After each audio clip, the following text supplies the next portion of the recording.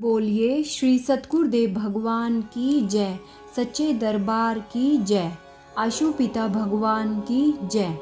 गुरु प्यारे साधकों, इस अनुभव के पिछले पाठ में आपने सुना कि कैसे मलेशिया की रहने वाली अरुणा जी ने ईश्वर को प्राप्त करने के लिए अलग अलग कर्मकांड किए।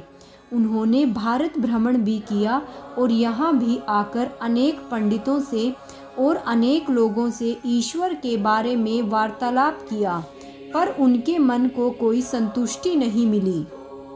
और दोबारा जब उनके पिताजी की मृत्यु हो गई तो वे मानसिक रूप से अस्वस्थ हो गई और फिर उन्होंने अनेक वेबसाइट व इंटरनेट पर जाकर खोज की।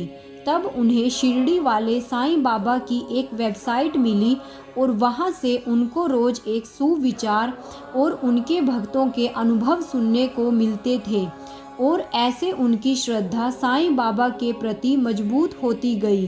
और आगे वह बताती है कि वह एक बार अपनी सहेली के साथ एक मंदिर गई और मंदिर में जब वह बैठी थी तो वहां उन्हें आंख बंद करते ही भगवान शिव के दर्शन हुए।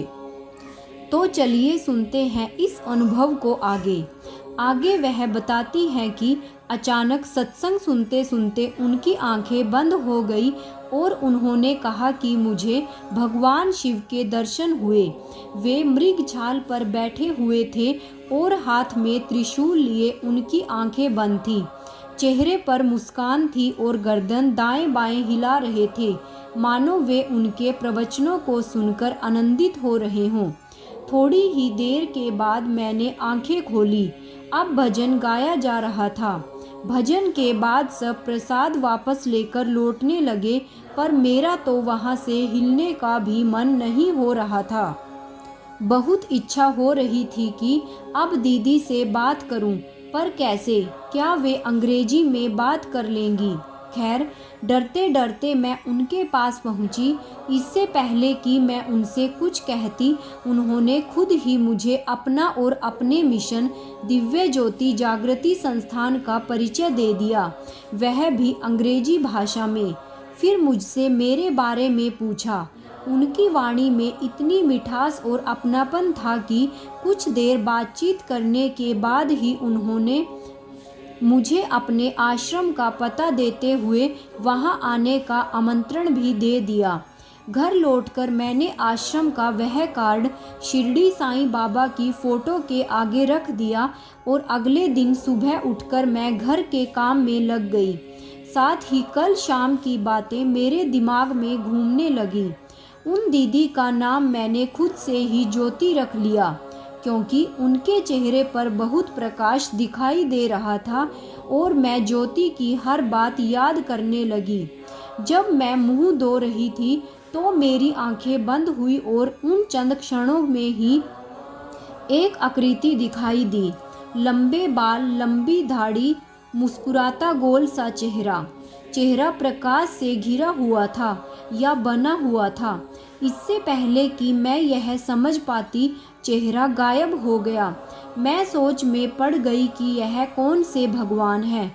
आज से पहले तो मैंने कभी इनको देखा भी नहीं, ना कभी इनके मंदिर में गई, ना कभी कोई इनकी फोटो देखी, ना मूर्ति। खैर, बात आई गई हो गई। शाम को मैं इंटरनेट सर्च कर रही थी कि तभी अचानक एक वेबसाइट खुली। वह दिव्य ज्योति जागृति संस्थान की वेबसाइट थी और इस साइट पर वही चेहरा जो मुझे मुख धोते समय आंखें बंद करके दिखाई दिया था, वही चेहरा दिखाई दिया मुझे इस साइट पर। मैं हैरान रह गई। साइट पढ़ने पर पता चला कि यह तो गुरुदेव श्री आशुतोष महाराज जी हैं। मेरी खुशी का ठिकाना न रहा। मुझे यकीन हो गया कि यह वही गुरु है जिसकी मुझे बचपन से तलाश थी। मैंने उसी वक्त गाड़ी को स्टार्ट किया और चल पड़ी आश्रम की ओर।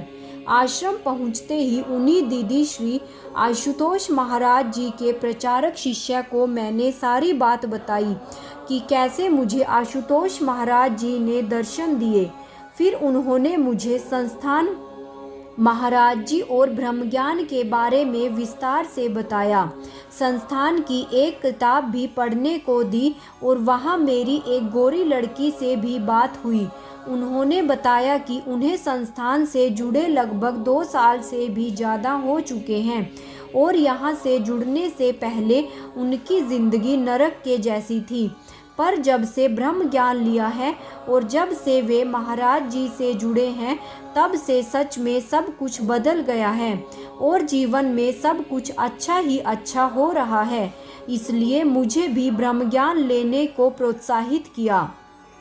दीदी ने कहा, नहीं, पहले तुम कुछ समय के लिए सत्संग सुनो, आश्रम की किताबों को पढ़ो, फिर जब तुम्हारी इच्छा हो तब महाराज जी से ब्रह्म ज्ञान की मांग करना।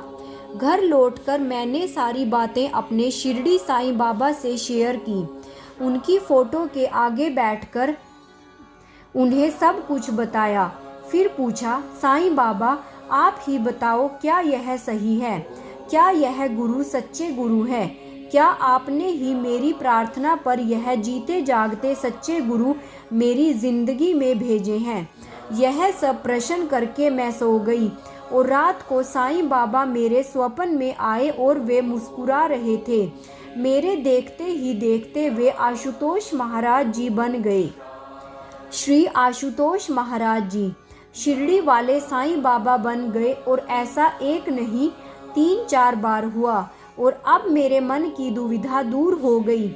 मुझे पता लग गया कि शिरडी साईं बाबा ही आज के आशुतोष महाराज जी हैं। मैंने अगले ही शनिवार को आश्रम में जाकर ब्रह्म ज्ञान की मांग की। जब मुझे ब्रह्म ज्ञान मिला तो बहुत तेज प्रकाश दिखाई दिया। अनंत रंग भीतर बिखरे दिखे। ऐसा लगा जैसे मैं हिमालय पर हूँ। वहाँ साधना में बैठे संत भी दिखाई दिए। नदी, झरने, गहरी खाइयाँ दिखाई दी। दूसरे ग्रह नवग्रह तक की झलक दिखाई दी। दिव्य संगीत सुनाई दिया और जब मैं साधना से उठी तो ऐसा लगा कि जैसे शरीर हल्का हो गया है, मन से सारा बोझ उतर गया है और दिल का वह खालीपन, सूनापन जो आज तक मैं महसूस कर रही थी, जो किसी ने भी आज तक मेरे दिल का खालीपन नहीं भरा था, वह भी भर गया है और दिव्य आनंद से मेरा मन हुलारे मारने लगा था। जिंदगी के 30 सालों में जो मैं खोज रही थी वह मुझे आज मिल गया। मेरा जीवन धन्य धन्य हो गया। अब तो गुरु महाराज जी से बस एक ही प्रार्थना है, हे गुरुवर, पश्चिमी देशों के लोग ब्रह्म ज्ञान के अभाव में बिलख रहे हैं, रो रहे हैं और प्रार्थनाएं कर रहे हैं, यतीमों सा जीवन भी जी रहे हैं, अंधकार और पतन की गहराइयों में गिर रहे हैं। अपनी कृपा, अपनी किरणें अपने संतों को वहां भेजो ताकि वह महान ब्रह्म ज्ञान को प्राप्त करके हम सबका भी कल्याण हो। और आपसे यही प्रार्थना है कि हे गुरुवर, हमें सदा अपने श्री चरणों से ऐसे ही जोड़े रखना। गुरु प्यारे साधकों, अगर किसी साधक के अंदर सच्ची लगन, सच्ची भक्ति और सच्चा प्रेम हो तो गुरु महाराज जी यहाँ क्या वो 7 समुद्र पार भी अपने उस साधक को ढूंढ लेते हैं। बस हमें ज़रूरत है उस सच्चे प्रेम की, उस सच्ची भक्ति की जो हमें महाराज जी तक पहुंचा दे और गुरु महाराज जी के प्रति हमारा समर्पण ऐसे ही बढ़ता रहे और हम गुरु महाराज जी के ऐसे ही करीब रहें। गुरु महाराज जी अगर दर्शन देते हैं तो सिर्फ और सिर्फ हमारी भक्ति और लगन को देखकर ही हमें दर्शन देते हैं। ना उन्हें कोई हमारे पैसे से मतलब है, ना हमारी माया से। उन्हें मतलब है तो सिर्फ और सिर्फ हमारे प्रेम से, क्योंकि भाव के भूखे हैं भगवान। गुरु प्यारे साधकों, अगर आप भी महाराज जी के दर्शन करना चाहते हैं तो उन्हें एक सच्ची भक्ति अर्पित करें।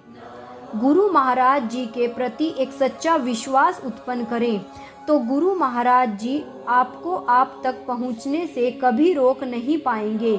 इसी के साथ कि आप नित्य प्रति ध्यान करेंगे, ऐसे ही अनुभवों से अपने आप को जोड़े रखेंगे और प्रेरणा लेते रहेंगे और ऐसे ही सुंदर सुंदर अनुभवों को सुनने के लिए आप मेरे इस चैनल DJJS परिवार से जुड़े रहेंगे। मैं आज के इस दिव्य अनुभव को यहीं समाप्त करती हूँ। तो बोलिए श्री सतगुरुदेव भगवान की जय, सच्चे दरबार की जय, आशु पिता भगवान की जय। जय श्री राम।